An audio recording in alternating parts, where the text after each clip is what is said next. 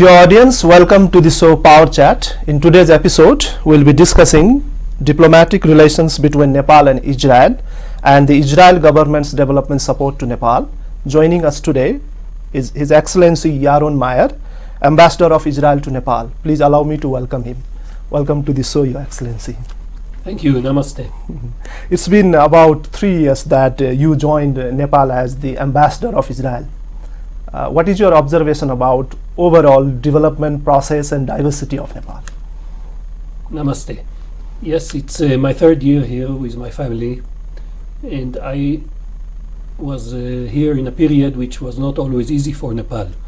In the last 3 years, as you know, you had the earthquake and other difficult days, but I could also see the good side of how the public, the Nepalese people, are resilient and how they can stand and rise again. Nepal has a lot of problems, I would say, in development challenges. But still, if you see the progress in the recent years and even in the short time that I've been here, I could see good progress, and I feel like there is optimism when you ask me. Well, this. Your Excellency, I will come back to you on the development challenges of Nepal. How do you observe the state of relationship in between Nepal and Israel? I'm the 18th ambassadors to Nepal, which shows the long time of friendly relations we have. We established relations back in 1960, and I think since then we have very good friendly relations between governments, between people, between institutions. We have very good relations. Well, could you highlight the most outstanding progresses or developments taken place in connecting the people of two countries since the bilateral or diplomatic relationship has been established between two countries? I have to start with the history. The visit of BP Koirala, late Prime Minister BP Koirala, was a historic event, and a man with a vision that started the relations. First country in this region which established relations with Israel. Since then, I can mark different events, high-level visits, development programs. We have tourism. I think there is a very good affection between the two countries. Many Israelis choose Nepal as a place for come here for trekking and just visiting. Nepalese go to Israel as well. In the last few years, I mentioned the earthquake. I believe this event was very, very important. Of course, it was a big tragedy, but sometime out of tragedy, you can see your good relations. And the hospital, field hospital that Israel brought here in 48 hours, and the connections throughout this in medical and other fields of development showed the good friendly relations. There are other issues during the years that we helped a lot, and we collaborate. I want to mention the Nepal peacekeepers through UN, which is very important for Israel, and we appreciate very much. There are Nepalese caregivers working in Israel, which also we are very much appreciating. The people of Israel enjoy them if they need. Well, Your Excellency, you illustrated that Nepal and Israel maintains very cordial relationships since they established with the diplomatic relationships. You highlighted on issues concerning tourism and medical science, then care tracking, peacekeeping, these all things. What do you think? How can the untroubled and long cherished relationship between two countries at the political and economic level be intensified in the days to come? You mentioned the economic level. Yes. The economic field is the future, private sector. Of course, with government facilitation, but if in the beginning, years ago, and throughout the years, there was a lot in between the two governments, G2G activities. Today, if we look to the future, it must be based on private sector collaboration in different fields. I want to mention the field of agriculture, which is very important to Nepal and is a very strong bond between our two countries. We are sending many students from here to Israel. They come back with a knowledge, with experience, know-how, and develop their countries, their districts, wherever they come from. I believe this is one field. There are other issues which we should look into. Education and human resources development. If this develops more, it opens opportunities for many people. And if we let the private sector, private people come here and develop their own interests, I think there is a lot of scope. Well, what are the Israeli government's development priorities in Nepal as such? The main issues that we are looking in is agriculture development, whether it's through our Mashav, the Center for International Development, through private sector companies, through other institutions. Training in Israel, investment, many fields in this field, agriculture. The other issue is education and, of course, health. These are the three priorities: agriculture, health, and education. Education. So how do you partner with the stakeholders, including that of the government agencies and non-governmental organizations and other any possible stakeholders? We working with the government, with the different ministries, line ministries, and we're working with NGOs and NGOs. There are Israelis NGOs active here in Nepal, which sometime embassy collaborate with them. We also have direct connection between training institution in Israel, which receive the students from here through local partners. And we think that as an embassy, we should look around and find anyone who is willing to work with us and to find partners, whether it's government, whether it's non-government. Well, you illustrated on Israel Agency for International Development Cooperation, also known as MASHAB. It is responsible for the designing and implementation of the State of Israel development cooperation programs. Would you highlight on this how the programs under this flagship are executed? The Agency for International Development Cooperation is part of the Israeli government, actually part of the Ministry of Foreign Affairs in Israel. As such, the interests or what leads the priorities is related to general interests of the State of Israel, political, economic, social. So this is the guidelines. We have, through this agency, different ways of activity. It could be training in Israel or bringing expertise here and giving training in countries, in different places. We have projects, bigger projects like developing farm, developing dairy, developing hospitals, education system as such. And we have also other tools which sometimes are used, whether it's by giving a scholarship here or support here, or by just bringing expertise with other supporters. Joining with other partners is also very important. We have a long-standing relations between Mashav and Nepal. Nepal was one of the first countries that Mashav was working it many years ago, and we know that a lot can be done in this through this agency. Well, how do you measure the impact of Israeli government's development cooperation in Nepal, including that of the Mashav? Many individuals or institutions have visited your country, and what is your assessment? What are they doing? Or how do you analyze the impact of your development support in Nepal? We have ways to measure, like numbers, and this is one way.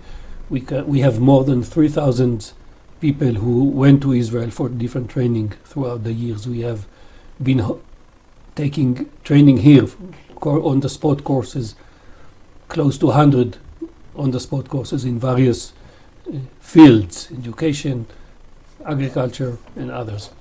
We can see, we can check the numbers, but I think the most important is what you see when you go to places, when you go to a hospital, and you hear from the doctors, yeah, where did you learn? We've been to Israel, we learned that from there. When you come to a very big hospital here, that during the earthquake, managed the trauma situation, and the head of this trauma center tells you, without the training in Israel, I could not have handled this situation. This is the best measure, what you hear. When you go out and to the countryside, out of the city, and wherever you see agriculture project, greenhouse, most of the times you ask the people, where did you get your knowledge, your training to develop this kind of technology? And they say, from Israel, we were there. Well, Your Excellency, at the beginning you are trying to explain about development challenges of Nepal, despite the fact that there are some development in the areas of empowerment and the human rights, these issues. How do you observe the development needs and challenges of Nepal as per your experience, that of your support in Nepal? Where should Nepal need to invest a lot? I believe that there are few issues that can open a lot and help the development. One of them is infrastructure, the other one is education, and give an empowerment to the people here to do how they feel, what they can do, to use the land in the best way, to use the knowledge in the best way. We know, for example, just take the load shedding, that things that for years was a challenge suddenly improved in a very good way. Same can happen to other challenges. As I said from the beginning, even in the time I've been here, I saw improvement, and I know that if you take the MDG's record, you can see that Nepal is always improving, and we trust the people, and the people should trust themselves. But as I said, some development, improvement, infrastructure, education, and bureaucracy enabling this thing, I think will be possible. What is your observation on the prompt or say effective implementation of the development programs that you are referring to, bureaucracy or some other sort of things? How do you observe the bureaucracy or the state mechanism of Nepal? It's prompt, responding to the needs of people in terms of the development needs, be it that of infrastructure or human development. I think there are very good people in all sectors doing the best, but sometimes circumstances and I would say difficulties don't let them really get the best results. I know that very good people suddenly are moved to a different section after they've been expert and developing one. They are moved to another field which have to restart sometime from the beginning. I know that people who have goodwill, knowledge, not always have all the facilities to implement, which is possible, but to get. But I believe that these things can be handled, and we see development and improving by the day. Often there is criticism that the funding support or development support is sometimes misused or sometimes not properly used. Sometimes even the money is not spent. Do you have any experience that in your development collaboration there is a situation that you heard of the irregularities within the partnerships or that of the money is not being spent? I feel that when we working together, the project that we do and we plan ahead, we don't get this type of situation when we agree on something.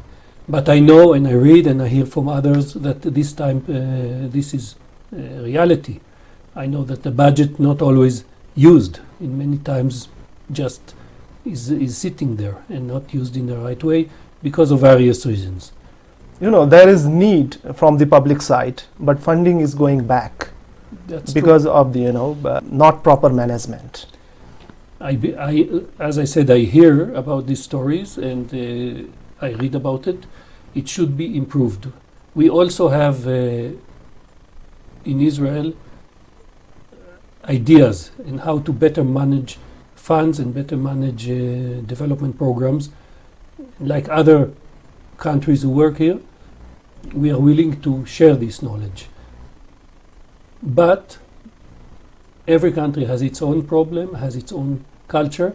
I think Nepal should find a way within itself to solve these problems, and with goodwill of the people, of the government, and NGOs, INGOs, proceed ahead.